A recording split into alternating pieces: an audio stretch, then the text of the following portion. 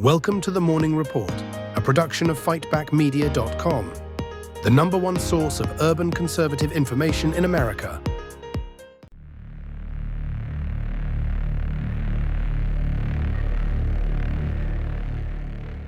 Good morning. I'm Billy Lawson. This is the Morning Report from fightbackmedia.com, fightbackmedia.com, fightbackmedia.com, and fightbackmediatv.com. While the media obsesses over TikTok bans, petty politics, something real is happening under the radar. It's the return of American tech manufacturing. I have heard for years, well, manufacturing is dead in the United States. Well, maybe certain manufacturing is, but not all of it, because there is manufacturing that has to happen. So this particular transaction that we're doing here can work. That's right. AMD and Nvidia, two titans in the AI and chip making world, are planting their flags right here in the good US of A. What?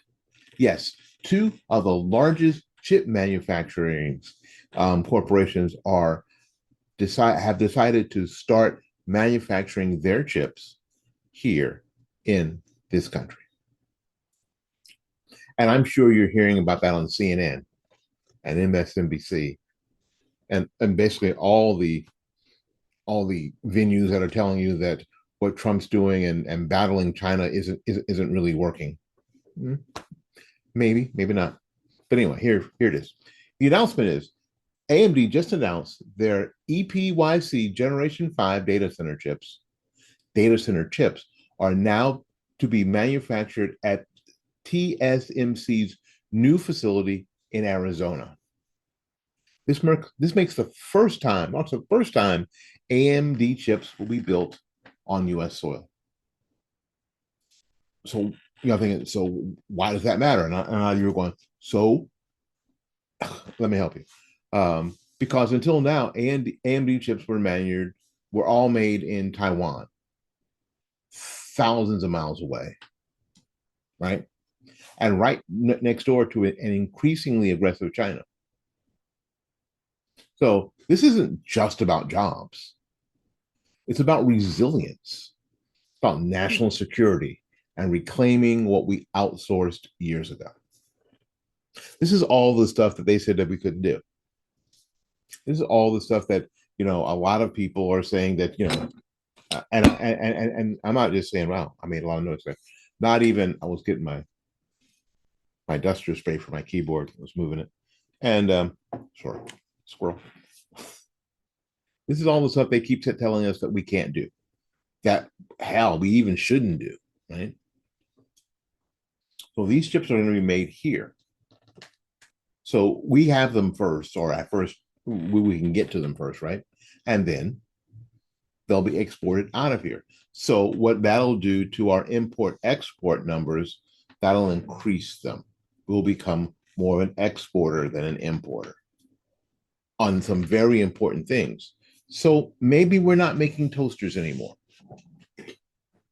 So if we had to decide, should we make toasters or should we make semiconductor chips for data centers?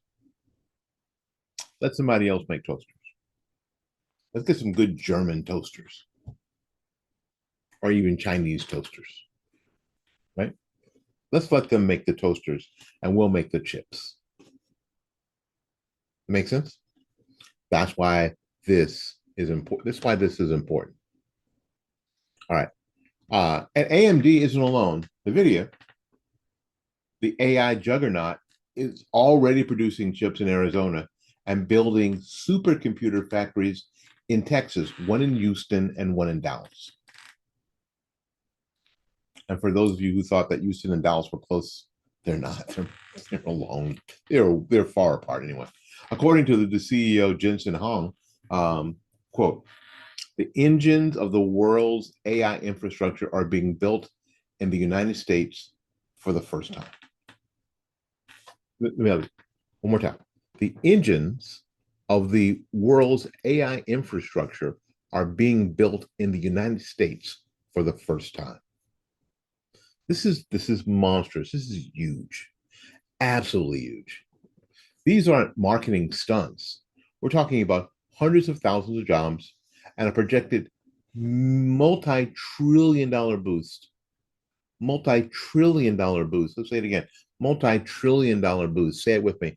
Multi-trillion dollar boost to the American economic security. It's like the AI gold rush for once.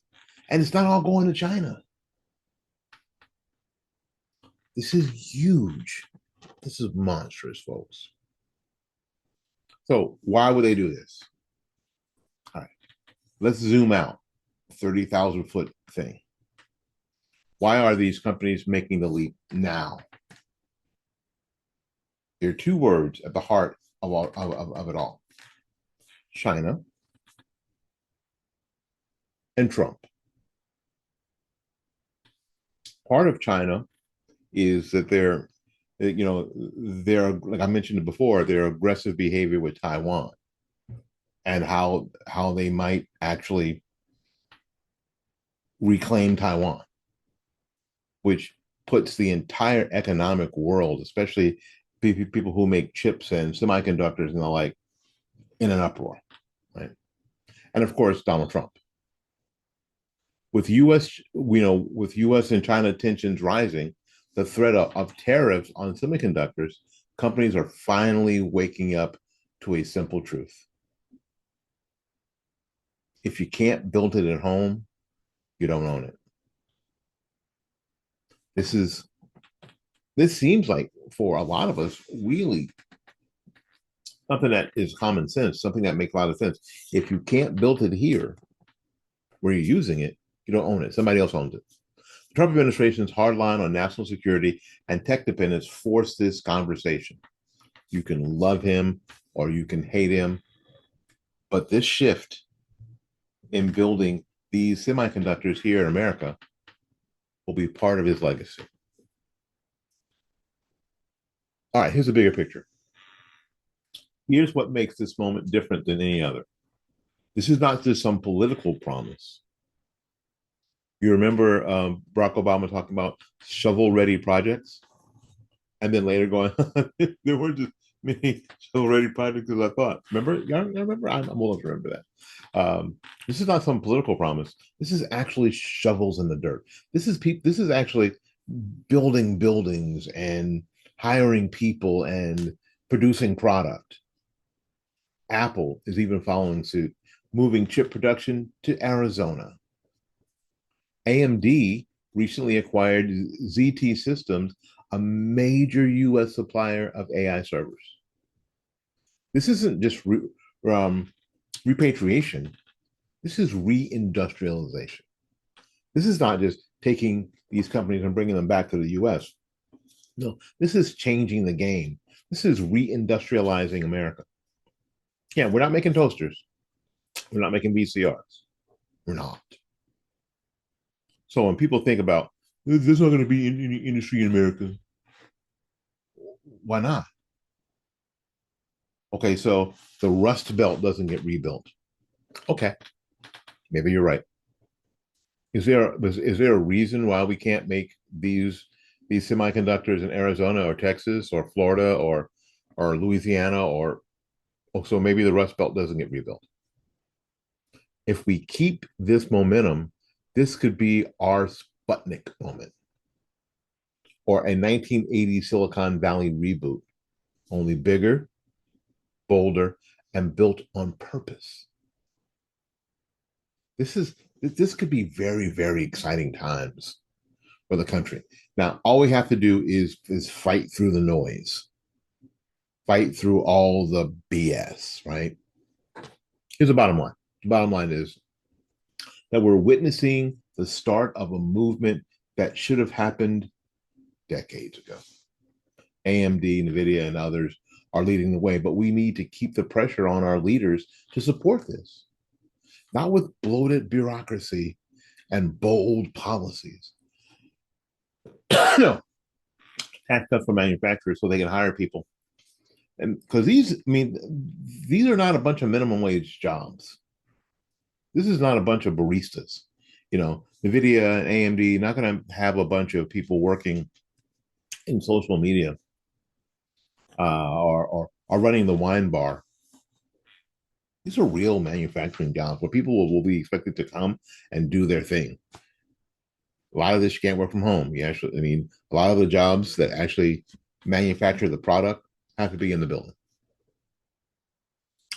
Tariff protection under CCC exploitation. That's awesome. Fast track permits for domestic plants. Let's not wait. Let's not hold these things up for years and years.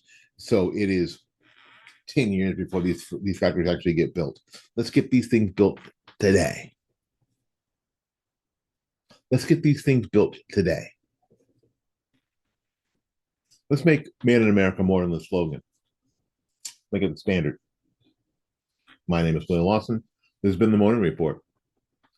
And the Silicon Revolution is red, white, and blue. So until we see you again, go out there and learn something, love somebody, and for goodness sakes, y'all take care of yourself.